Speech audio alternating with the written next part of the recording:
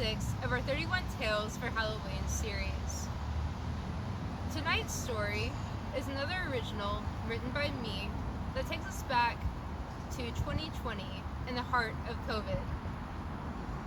Tonight, our character Sylvia is faced with a trying question. Is it better to be dead or frozen?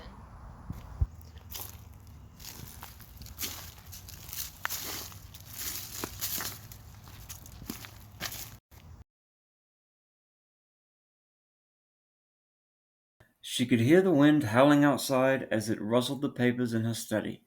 Over the past few days, she had been working frantically, with increased frustration to the point where she was beginning to question her own sanity.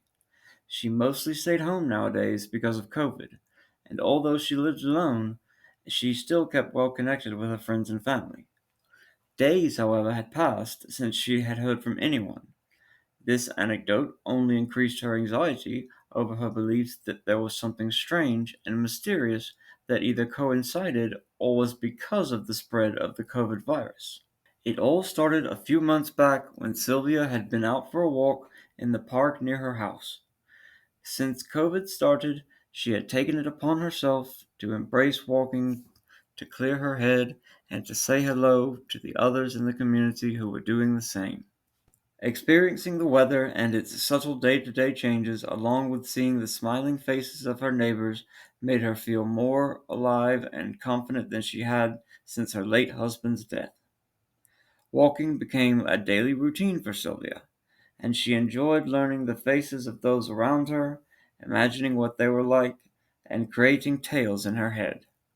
She felt as if she knew the girl who walked and talked on her phone, that she knew the couple with their 5 dogs, that she even knew the woman who fed the rabbits. Of all the people at the park, the person who intrigued her the most was a man around her age, with warm brown eyes and a kind smile. His hair was combed back and well kept, and she thought that he looked rather attractive, wearing his dark-colored sweater in the fall.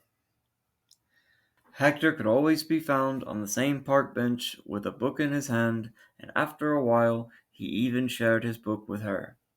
When news of a new vaccine came out, she was particularly excited to have an opportunity to talk with him about it.